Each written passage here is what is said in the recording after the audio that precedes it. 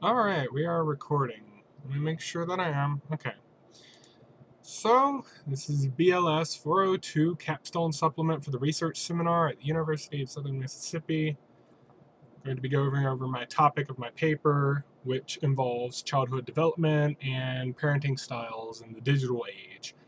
How certain certain parenting styles can be incorporated into one's lifestyle and how they may interact with technology among children the ages of about 5 to 12 in their primary education years before adolescence. Now, first of all, we have different types of parenting styles. We have four. We have authoritarian, that's one, authoritative, permissive, and uninvolved. Uninvolved or neglectful. So you have authoritarian parenting styles, which basically involves parents a high degree of strict austerity, not so much warmth, just high demand but less responsiveness towards children. And then you have the authoritarian. Now, this is all going on a spectrum rather than a dichotomy. That means each family is going to share a little bit of each. It's like a continuum instead of just so black and white. Anyways, back on the topic of that, authoritative, which comes a little bit off to the side of authoritarian parenting. It's a little warmer and more responsive. There are rules, there are strict guidelines, but it's not as strict as authoritarian. But it's more balanced. Now, this is what some people are going to call the ideal family, as much research may dictate. It's like they strive for a balance, but each family is going to have their own gimmicks, own norms, values, but we'll get to that in a bit. And then you have the permissive. They are indulgent. They allow their children to pretty much get away with whatever they want.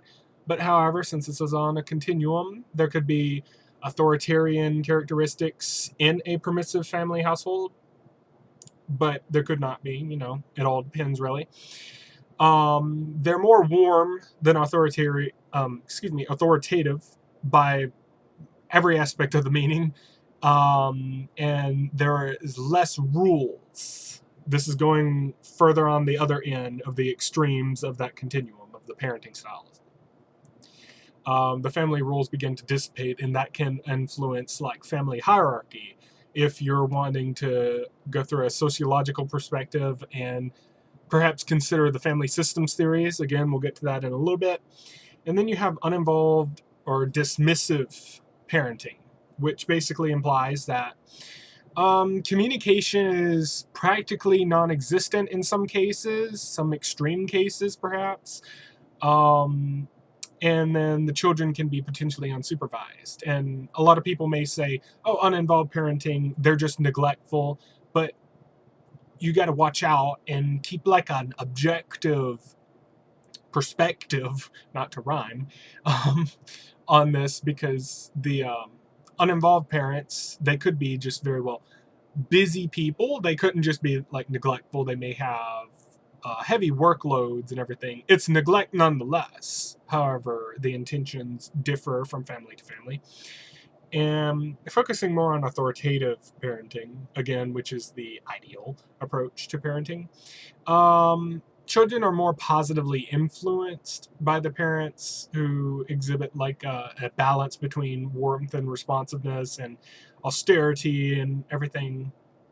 But, however, um, despite that they have rules and everything, since it's on a continuum, with the implementation of technology in the household, there could be a certain degree of, um, a lack of supervision, because not every single parent out there is going to be aware of the dangers of the internet. There are plenty who are, obviously, but there are some that may not. They may not exercise adequate caution.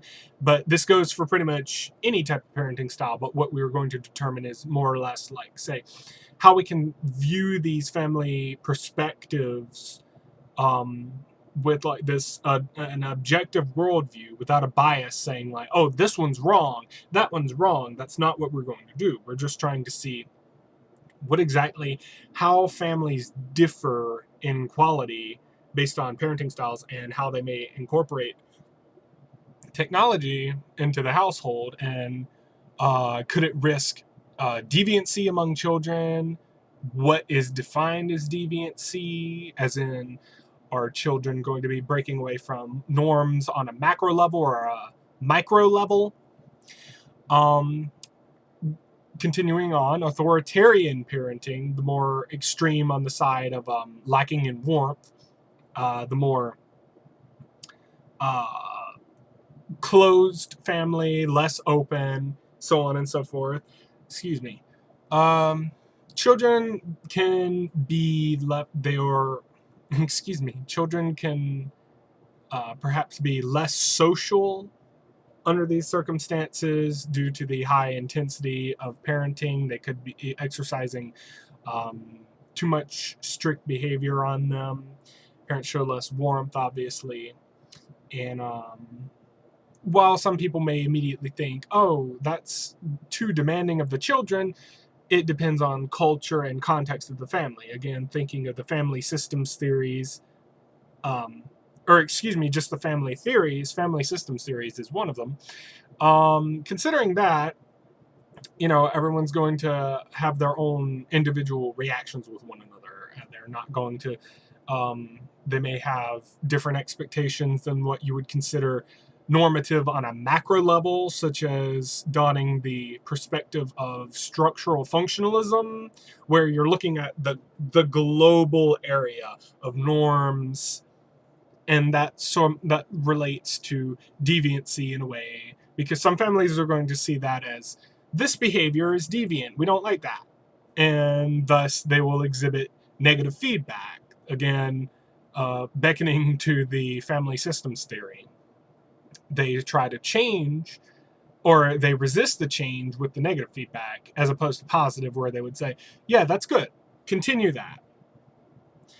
And then, as with the authoritarian children may perhaps develop low self-esteem, and that could increase the likelihood of deviant behavior. Permissive parenting, on the other hand, which we just discussed, is very indulgent. Children can be dependent. They may develop, or exhibit rather, narcissistic or conceited behaviors as a response. And as further research may argue, they could have a knack to act very impulsively, which, as we can see with the incorporation of technology into the household, like social media, social networking, older children who are developing like this ego about them, they're going to be saying, okay, they're getting online and everything, and they're influencing other people. They're talking to their peers and whatnot, and they could be belittling them or whichever. This doesn't happen with every child that's under a permissive household. Like I said, every household is going to have their own norms and values. They may experience different outcomes, but we're kind of looking at a general perspective to get a general overview, because sometimes you have to generalize. You don't want to generalize all the time, because there are individual factors, as evident by the double digits of family theories, where you have family conflict, family stress, macro and micro levels. That's structural functionalism versus symbolic interactionism. You have different perspectives, and that's what we're looking at here. We want them to have like an objective overview of all of them. The more we can incorporate, that is, better understand how the families function. Anyways, a permissive parenting with impulsive, maybe conceited children under certain degrees, they could influence other peers online, which could influence other families. That's more akin to, like, say, Bronfenbrenner's human ecological theory, where we're considering the microsystem, the macro system, the mesosystem. In this case, it would be the mesosystem, because the microsystems, the symbolic interactionism between the two peers, it's spreading out and influencing the rest of the family. This could be a various number of things. It could be cyberbullying. There could be just general stereotypes based on social stigma. If you're familiar with the anti-fat bias, and everyone pretty much would know that, there is a certain amount of research backing up the fact that children start to develop this as young as 3 to 5 years of age. They start to, it's kind of like an underlying bias. It's kind of like in the air in our society. It's just like a Western culture. It's like, oh, if you have fat, that's like a negative connotation associated with it. And with the internet, excuse me, which is a breeding ground for this type of stuff, the children are going to see at a younger age, and then as they go on into more intense years of adolescence, where the hormones could be affecting them a lot more, but we're focusing on the children between the ages of 5 and 12 in this case. They're going to be, they're basically building on that foundation, that that bias, that social stigma. They're giving into that, and some are being exposed to cyberbullying. Some are engaging in cyberbullying, and but that's just one of many outcomes, you know, that could be pertaining to permissive families, in particular the children of such. Parents may cease engagement of media like supervision. They may just kind of give their children free roam for everything. That has some tremendously negative, potentially tremendously negative effects, because without the supervision, which could apply to any type of parenting, I'm sure there are plenty of authoritarian parents that may not exercise full caution of their children. They may be authoritarian in one area of their life, or maybe they'll have one authoritarian parent who's gone at certain times of the day, and then they have a permissive other parent who says, here you go, you can play your game, or you can talk to your friends online, and so on and so forth. And they may not recognize what lies out there, such as the cyberbullying, which could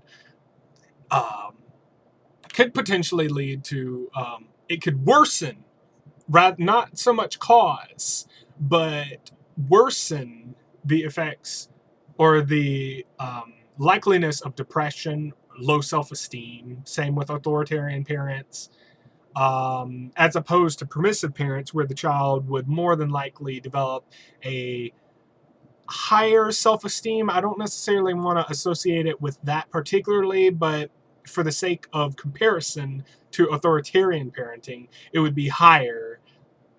But that would imply that it's more positive, like going out and saying, I'm body positive, I know who I am, I'm okay with myself. But then you have like the negative high self-esteem, let's just say, where they're conceited. I should have just said conceited to begin with.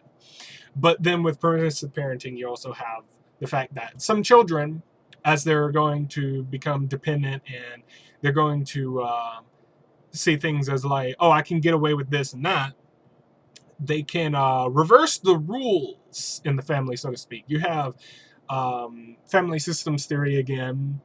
Consider the hierarchy of the family. You have the parents, the children, so on and so forth, and how they tend to their roles and such. Now, with that being said, the child may have the potential to change the rules explicitly and implicitly. Well, maybe not so much explicitly as it would be, but there are some cases, like I'm sure you can imagine, a child would say that they don't want to do this or they don't want to do that, just whatever have you, and then the parent's like, okay, sure. And then implicitly, the child throws a fit every time the parent suggests, like, oh, let's not do this with the computer right now. Let's go out and play, which they're diminishing outside play with long-term internet use, which can, again, have an effect on the body. But again, we'll come back to that in a second. The implicit rules within the household could be readjusted to cater to the child's needs, which they become top of the hierarchy, and the parents accommodate for that on the lower part of the hierarchy.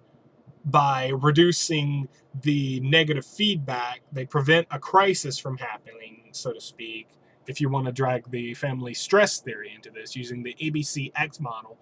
They want to prevent the crisis, the tantrum, from happening, so they let their child continue to get away with it. If they're very indulgent parenting, but it would be less likely for an authoritative or authoritarian parent.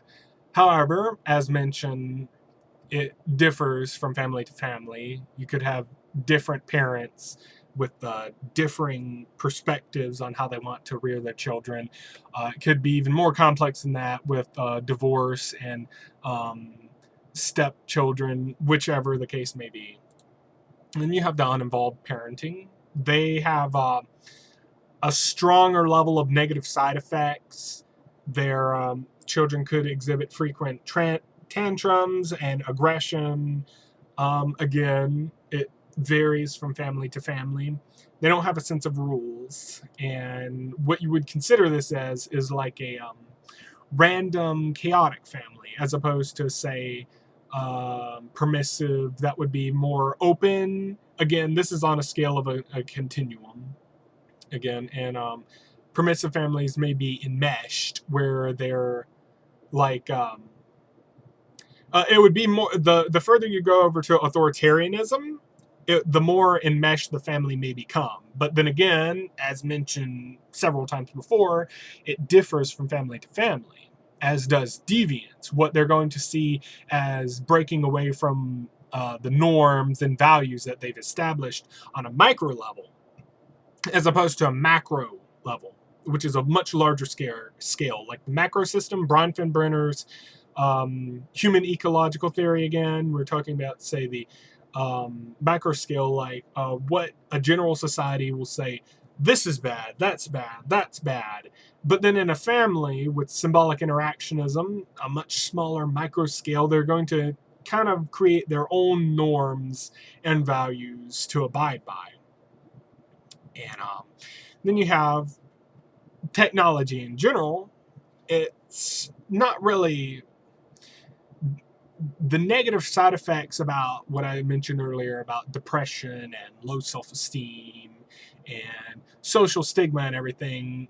It's kind of out there, is what I'm trying to say. It's not necessarily causal as much as it has the potential to worsen the behaviors of a child, as evident by parenting styles. So you have two different factors. You have incorporated internet technology coming in, and then parenting, or rather I should say the parenting comes first and foremost, and then the technology bombards into it. And then it's sort of like, okay, what's going on here? Why are the children acting this way or that way? Social media is condensed arena for bias. Basically, stereotypes are easier to believe. It's a clustered environment. It's more direct confrontation, and it may kind of cause certain individuals who are using the computer, visiting social media, social networking sites like Facebook, to abide by certain standards. Again, harkening back to the anti-fat bias and everything. The children may see that, and if they already have like a certain physique about them, as they grow older, that may worsen their low self-esteem. It may contribute to depression potentially, and then it may even further affect like weight gain, if anything. I know that some children, some families could, excuse me, they could experience like, what is it called? It's coming. Eating disorders, anorexia, bulimia. They even have websites basically promoting anorexia. If you've ever heard of Pro-Ana, that actually exists out there. So it's more than evident that the internet is like a fostering playground for these negative emotions that, with unsupervised children, they could get into an unholy mess of just about any kind of information there is out there, be it skewed or appropriate information. And that's another thing worth mentioning for this paper, is that we're not really focusing on, oh, the internet is bad, these families are bad. Again, we're emphasizing an objective, general approach to everything, where we're looking at the pros and cons of each family parenting style, each the aspects of the internet, because, like it or not, the internet is here everywhere. We got internet capable devices. We got cellular devices. I can say that.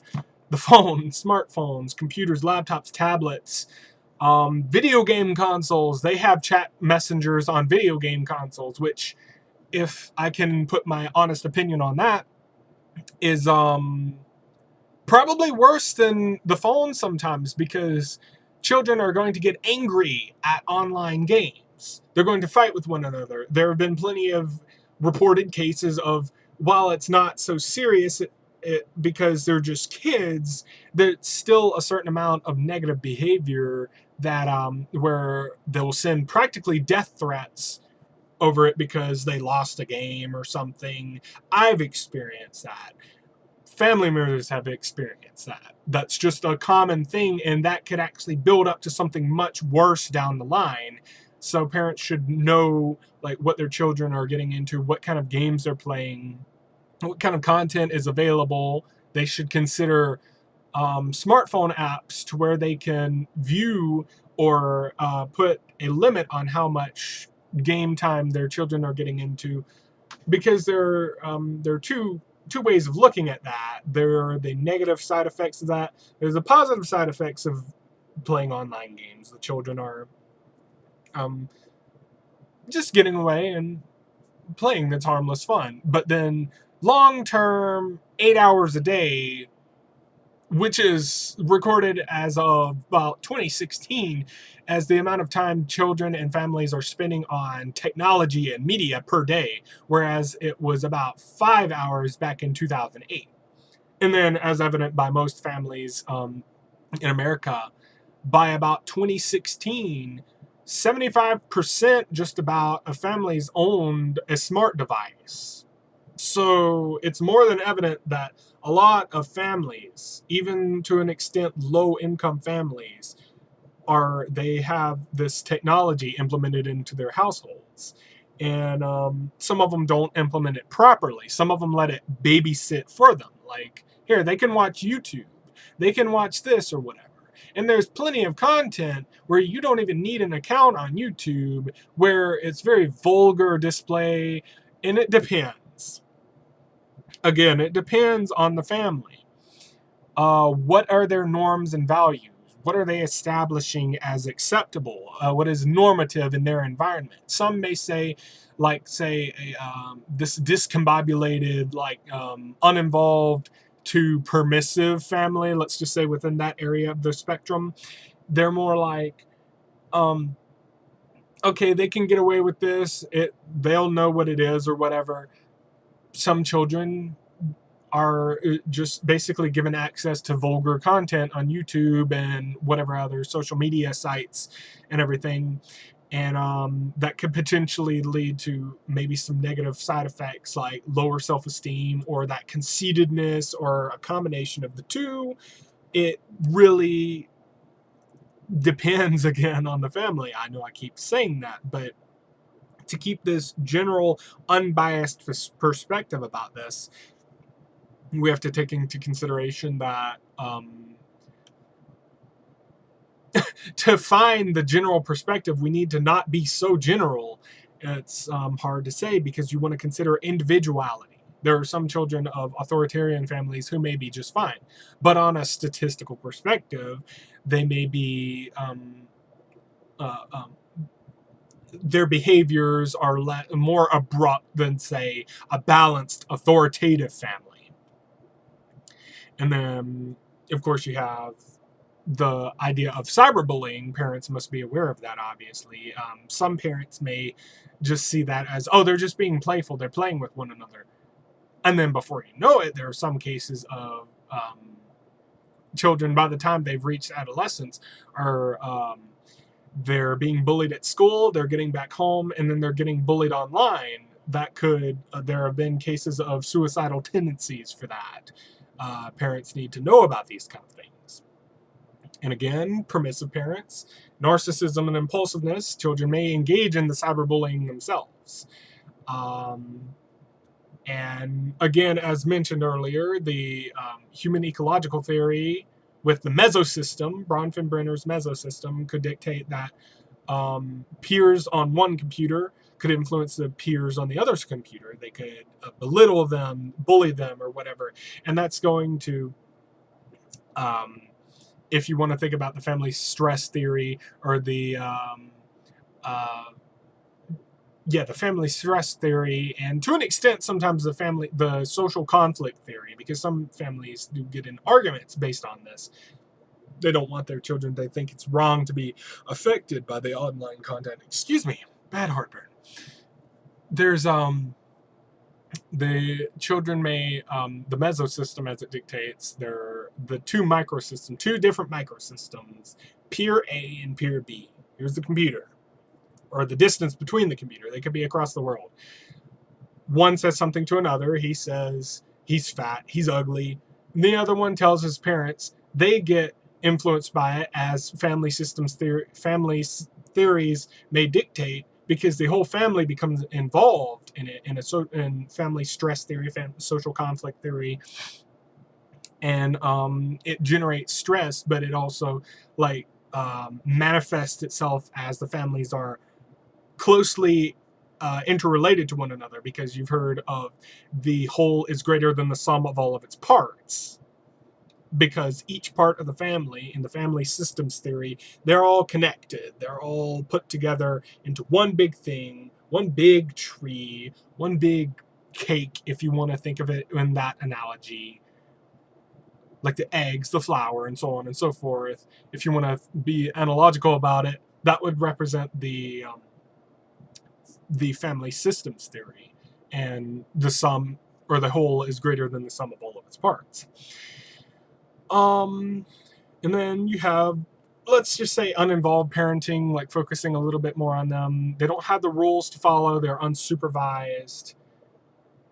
They're given pretty much freedom to go around. They're looking at whatever they want to on the internet, and they're potentially putting themselves at risk for dependence, internet technology dependence, internet addiction. Just as with permissive parenting, it's on that other side of the spectrum where the responsiveness and the warmth gradually dissipate, and it's just nothing left. They're just like, okay, you do whatever, we're too busy with blank or blank.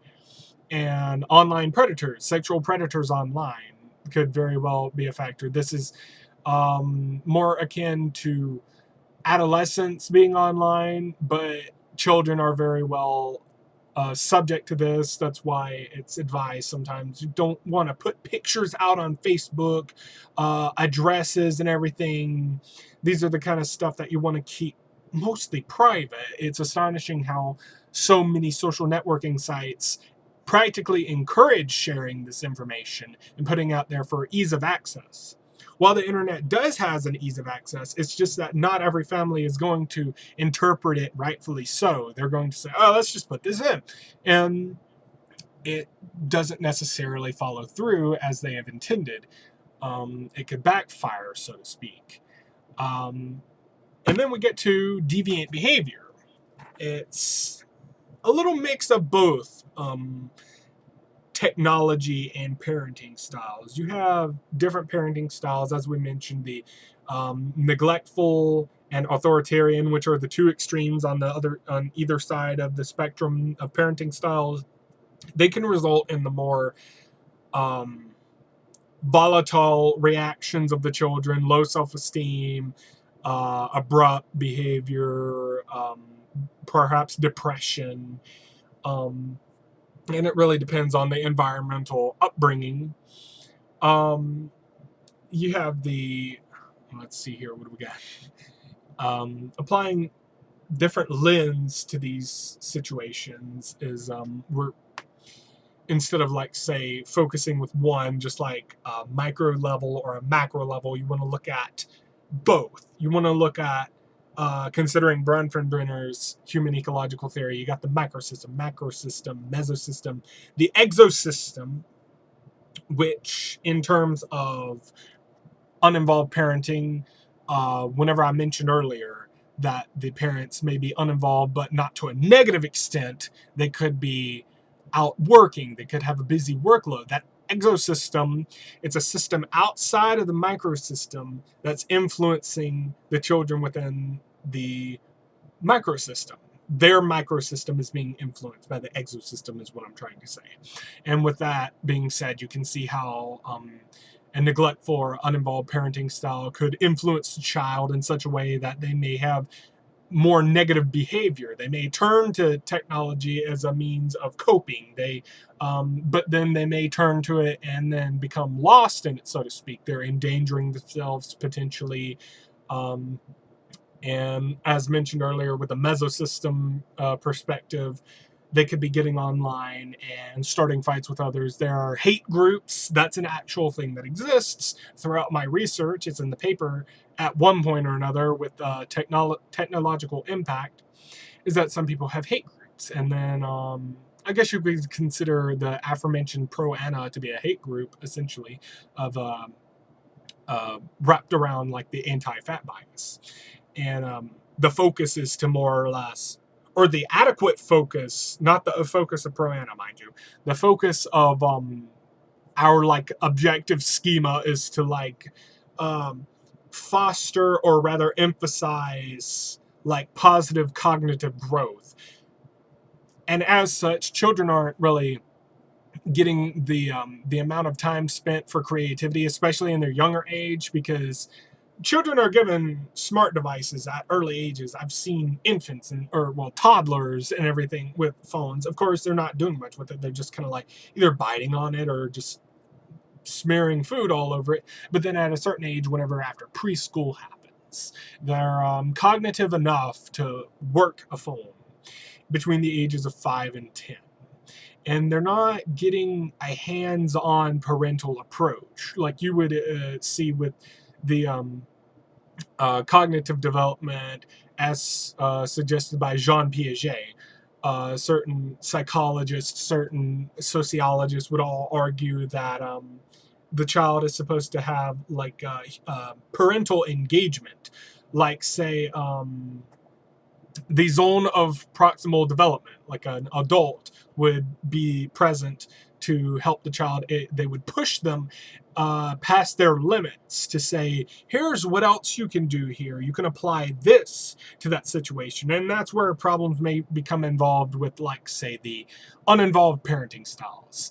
Because Vygotsky's zone of proximal development, which I just mentioned, is it emphasizes like cognitive growth, cognitive emphasis on motor skills, anything to that extent.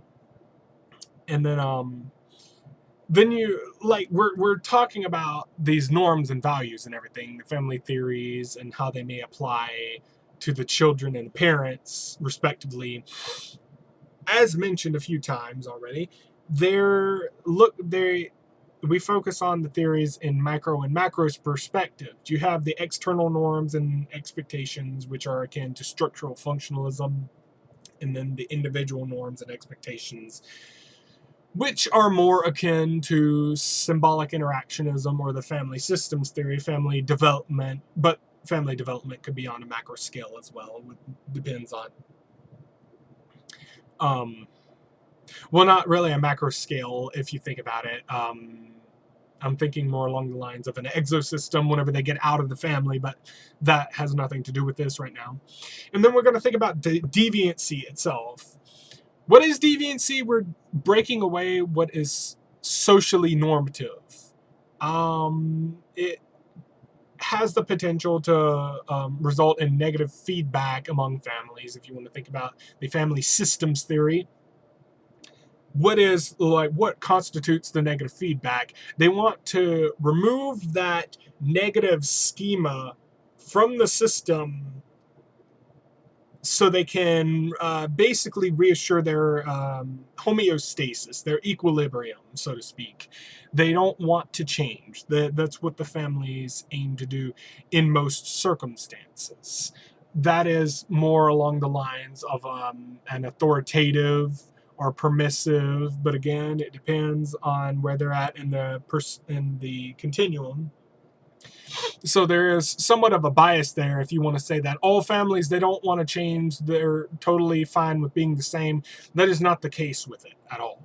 But this is just generally defining deviancy. But on a macro level, on a micro level, it's subjective among families. But then on a macro, a much larger level, it's objective. Because you see, of course, we have the established norms within a given culture, within a given society, on a bigger scale, like just the Western American society, obviously, like, okay, stealing is wrong. Let's just throw that out there as like a blatant example. And then um, a micro level norm within a family, they may not see that as so much wrong. They may see, like, a lower income family may say, okay, yeah, we're going to steal this shirt from a thrift shop.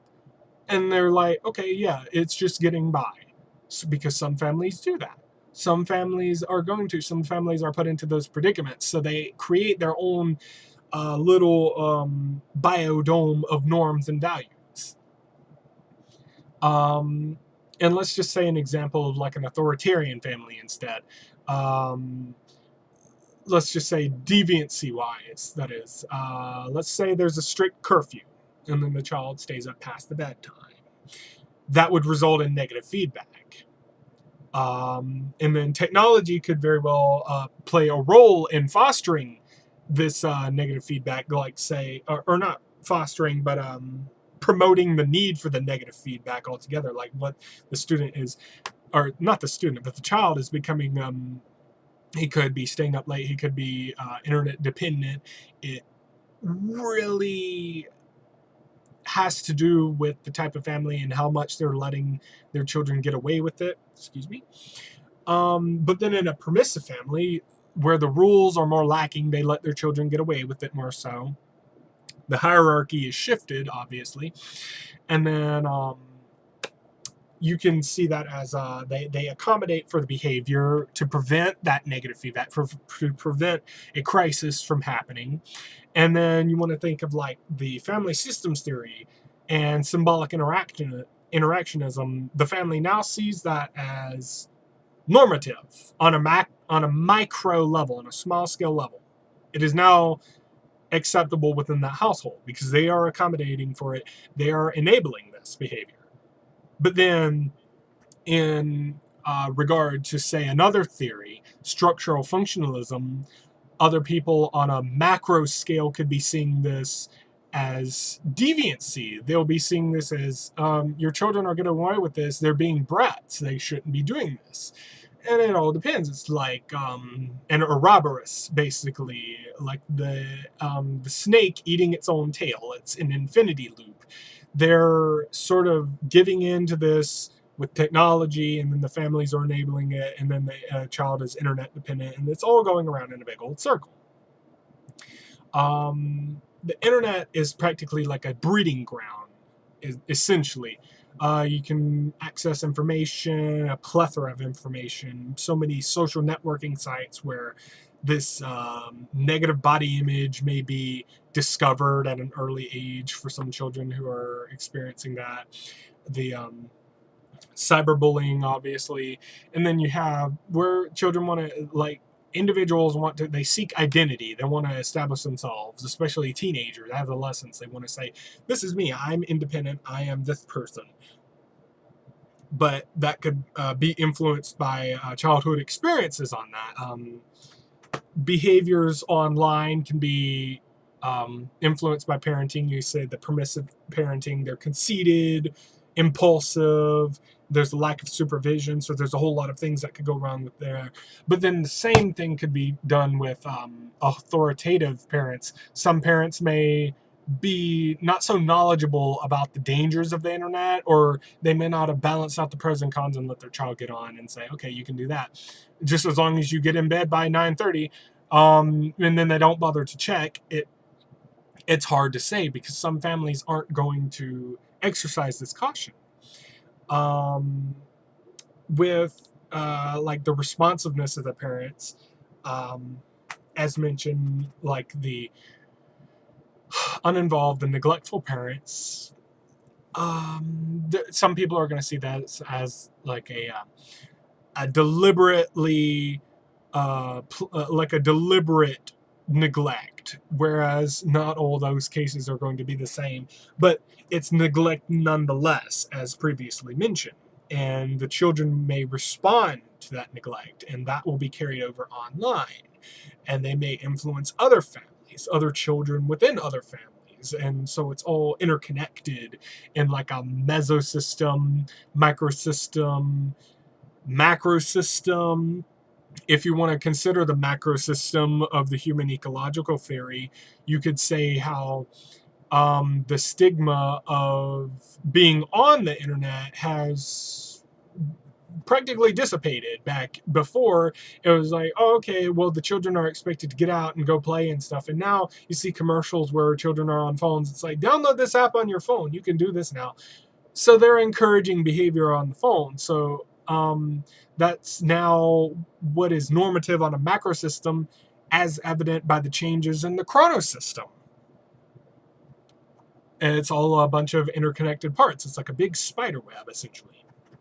And you have authoritative parents, the ideal family, as mentioned before, the benchmark family.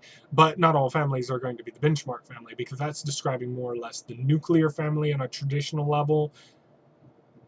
It's not necessarily the case in a lot of instances. There's a lot of single parent families, so on and so forth.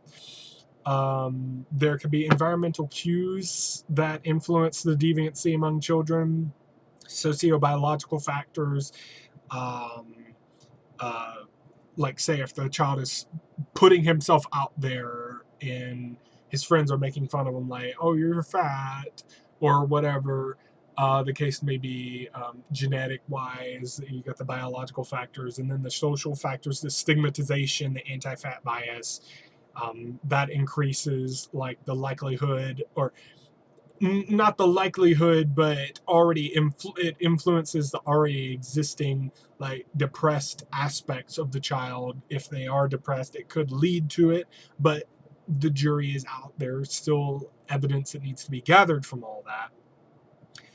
Minor deviations can occur both inside and to a lesser degree than other parenting styles for the authoritative parents.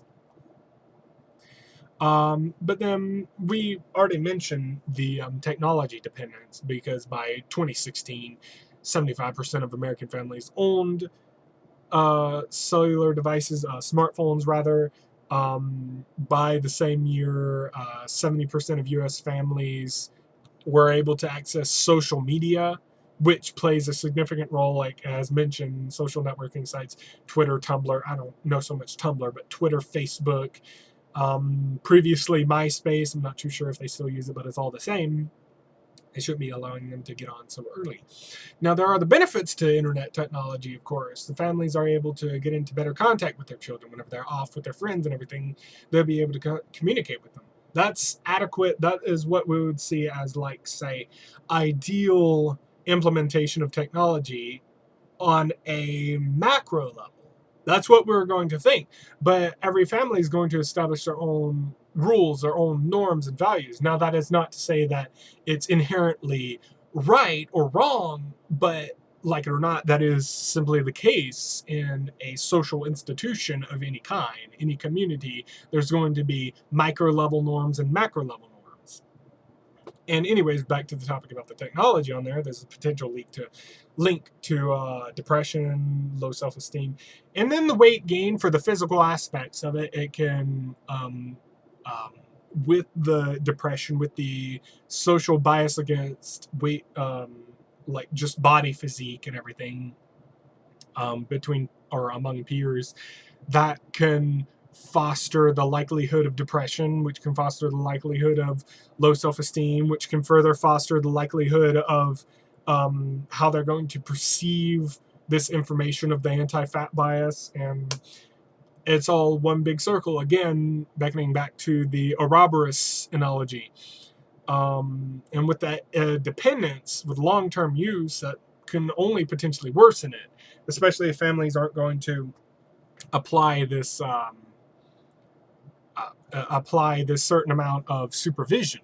You got instant gratification, That's a big factor in it. That can especially be harmful for, say, uh, permissive parented children. They're getting this instant gratification. Of course, with authoritative parents, authoritarian to an extent, they're exercising the moderation of this gratification. They're not saying, like, they're using the technology to help. They can help with their studies. They can help with recipes, whatever, just whatever that they can find. But these are for children specifically. Studying is a big factor. Pretty much any school is going to have like a notebook, Chromebook, whatever it is. They have smart boards and everything, but shouldn't become so solely dependent on it. Like, say, um, looking up Spark Notes or anything like that. Go to a library and find these things out. But of course, this is getting a little bit further ahead. And then you have like increased but also decreased family communication, because with children becoming dependent on technology, communication within the family could be inhibited to a degree. It could be hindered to a small extent or a greater extent. It depends. Or to no extent, because if it's non-existent in, say, an uninvolved family, that's just one of the common occurrences. But then you have, like, say, dependence. How, to what extent is it calculated? Like, let's say the family systems theory and symbolic interactionism. Families are contextual. Families have individual roles, rules, norms, values, hierarchies, so on and so forth. Again, macro level norms are objective, micro level norms are subjective. No, and furthermore, norms are subject to change, as evident by the aforementioned chronosystem. And thus, stigma may be shifted. So, dependence maybe and deviancy as associated thereof could be changing throughout time. Like, what is considered deviance may be considered perfectly normal behavior in some families, or to an extent later on in the chronosystem, totally normal on a macro level. It could happen. But that's why we're using multiple theories on macro and micro level scales. We're trying to determine how families work in response to technology. Assessing family cohesion and flexibility, that is togetherness, but also willingness to change. Now, we said that some families don't want to change, as evident by, say, homeostasis, negative feedback. It depends on the family. There's that again. Take a shot every time I say that. There's the families are going to be exhibiting their own rules, their own norms, their own hierarchy, and to some extent they may not control these hierarchies, as evident by, say, permissive parents who let their kids get away with it, and then their kids assume they usurp the hierarchy of the parent and they pretty much get away with whatever they want. They exhibit these implicit rules.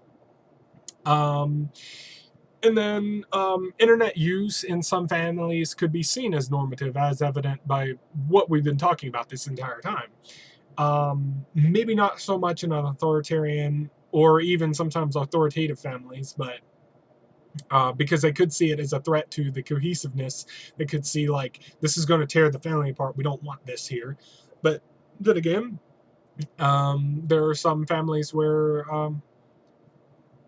different parents have different values than the other parent. You could very well have a neglectful parent and a permissive parent, or an authoritative parent and an authoritarian parent. Twisting up a tongue saying these words. But technology overall, there are some theorists, some research that speculates there's negative repercussions that could happen. Time spent on the phone or on the computer, rather than enhancing cognitive skills, motor skills. I wouldn't say as likely motor skills, since unless parents are letting them just play on tablets instead of interacting with them at the age of 3 to 5, where this is a critical stage in which their motor skills and cognition are developing, in which case, shame on them. I know I'm trying to exhibit like an unbiased perspective, but that goes without saying that the child is supposed to have this properly developed system of cognition, motor skills, social skills, so on and so forth. So with just giving them like a tablet to slap buttons on all day and not actually taking them out and giving them a free range of creativity. But then there's not so much evidence saying that, oh, technology is the one single culprit. Technology did it all. It's a mixture of parenting styles and technology.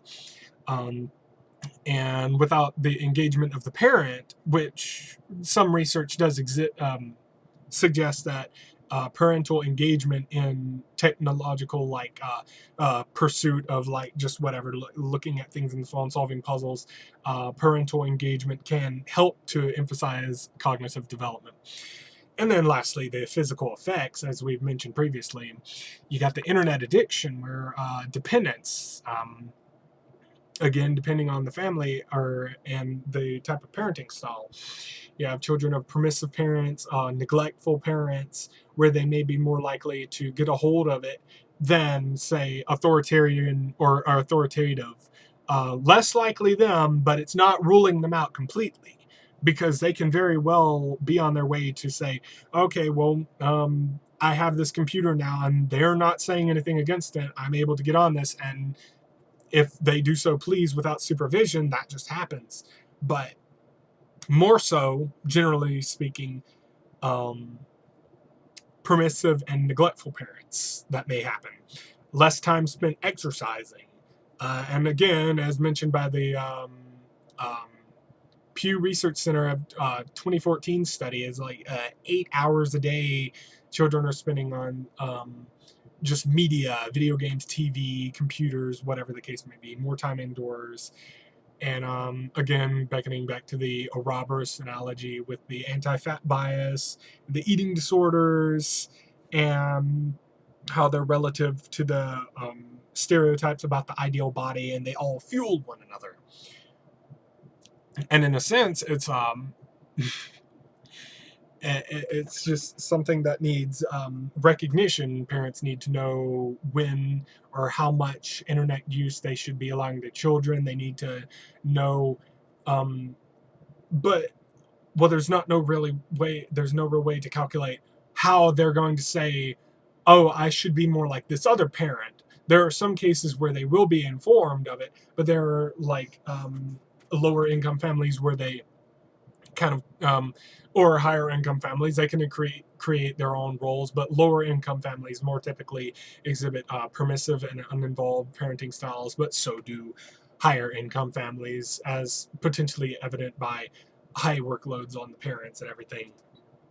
The major underlying theme here is contextual families, and that has to be taken into consideration for like exercising purely unbiased, objective research on these types of things.